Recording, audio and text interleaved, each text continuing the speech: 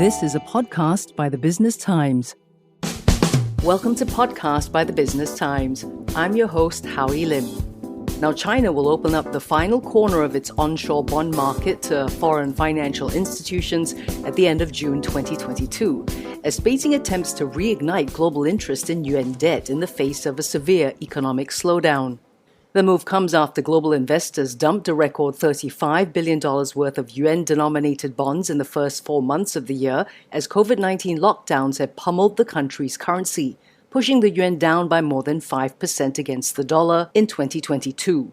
Rising yields on U.S. Treasuries, spurred by Federal Reserve monetary policy, have also reduced appetite for Chinese government debt, which had become a reliable source of fixed income returns as the ultra-loose monetary policy of Western central banks all but erased yields elsewhere. We're speaking to Wilfred, Portfolio Manager, Fixed Income at 91 today for more insights. This episode is brought to you by 91. Wilfred, thanks for your time. Hi. So lots been happening in the Chinese bond market. Maybe you can first give us an overview and maybe what place they should occupy in an investor's portfolio. Sure. The Chinese bond market is huge. It's varied, but most importantly, I think it's different. And it's this difference of the Chinese fixed income market, the way the Chinese do things, that makes it really interesting for investors. When I say huge, it is a $21 trillion bond market. It's only second to the US. It's actually bigger than Japan already. And when you say different than whom, then what? Different versus the rest of the world. If you think of what happened during COVID and post-COVID in the last 6 months especially, we've seen the massive re-rating of interest rates higher in the developed world, in major bond markets, even in Asia. But if you look at how Chinese bonds onshore have behaved, given the growth headwinds we're seeing in China, the domestic bond market has actually held up extremely well. And it is actually the biggest outperformer versus global bond markets in the last year. Let's take a step back and think what makes life interesting, right? The fact that we have different various activities, experiences. And similarly, when it comes to a portfolio, overall, you do want to have different parts of your portfolio behave differently throughout your entire investment horizon. And I think what we're seeing in Chinese fixed income is that, especially in the onshore bond market, that space is so idiosyncratic, very much driven by domestic growth and inflation factors. And, it behaves so differently from the rest of the world, partly because also policy, it has been different. And the economic cycle is also pretty much different from the rest of the world. Wilfred, one investor's different is another investor's volatile. Mm-hmm. How has recent turbulence, though, in the China market affected investors' appetites? And might they reduce or increase their exposure, you think? Yeah, I think when we talk about the Chinese bond market, we do need to break it up into its main segments.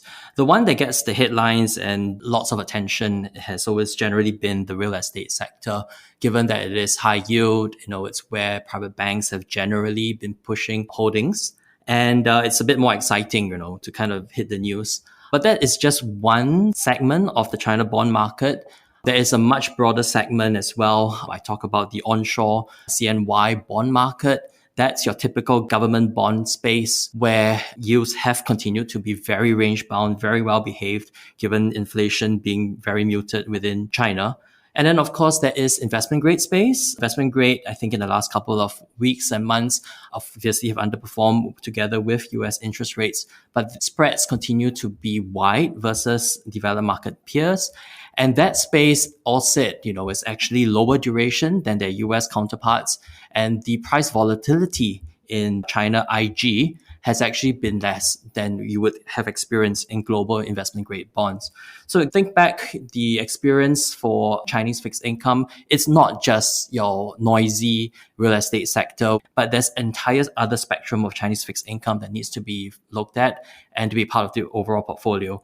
And I think, investors have in the last couple of weeks been a bit more cautious, clearly, with the rise in US interest rates. We have seen valuations come in a lot more attractively. This rotation, especially in the last 1 week, with the market thinking that maybe the US Fed is towards peak interest rate pricing, we are seeing, I think, asset prices find a bit of a rebound in recent days. You've mentioned many things there. We might need to go step by step. First up, what's your view on the China real estate market specifically, and where can maybe investors find opportunities there?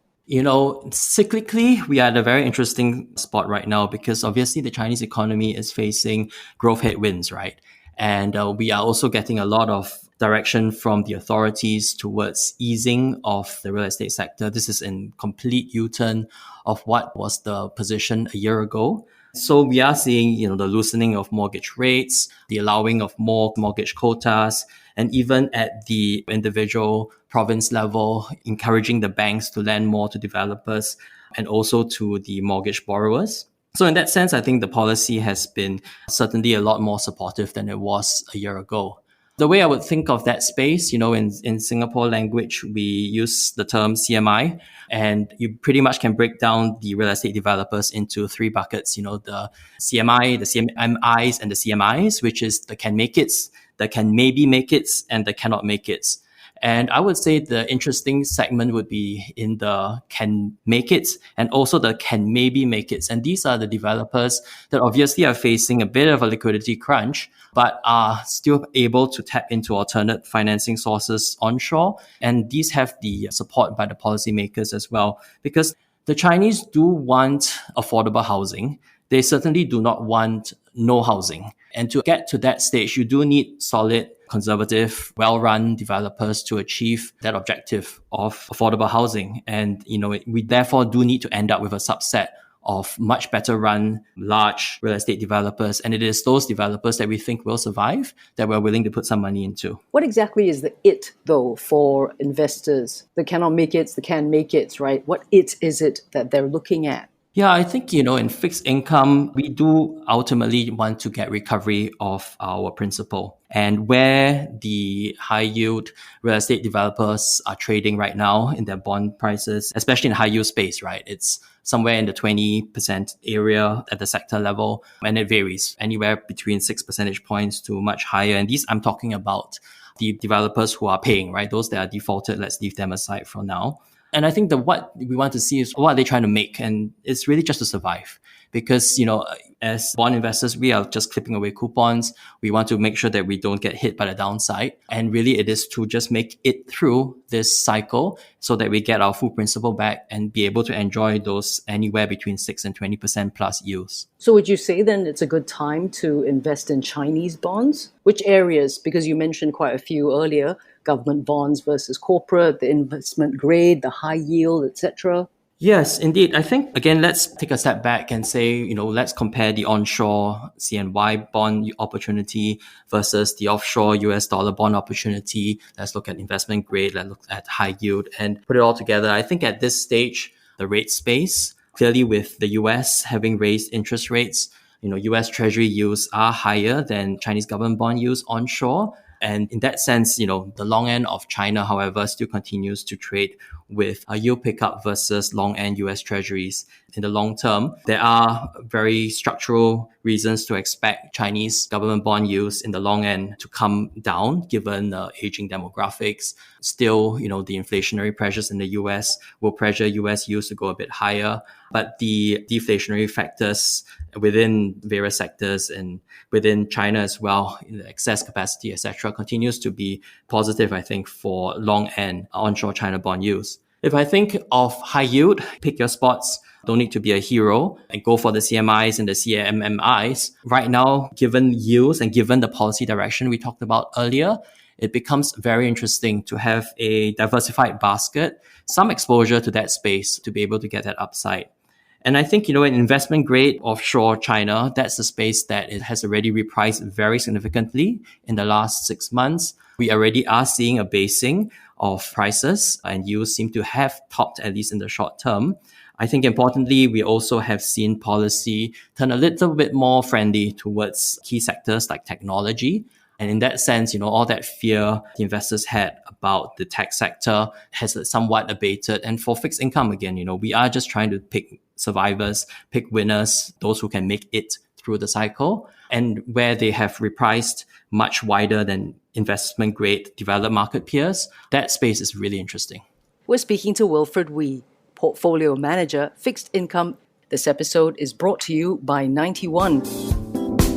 Find us on Apple, Spotify, Google Podcasts, or via the Google Voice Assistant and Amazon Alexa-enabled devices. And now back to our podcast episode. That's the thing, isn't it, though? It's the trying to figure out what the CMIs are, the CMMIs, and so on and so forth. Exactly. Talk to us maybe about the key risks then in the China bond market now and how they should be dealt with, what we should be keeping an eye out for. I think indeed the point of CMIs really is default risk, right?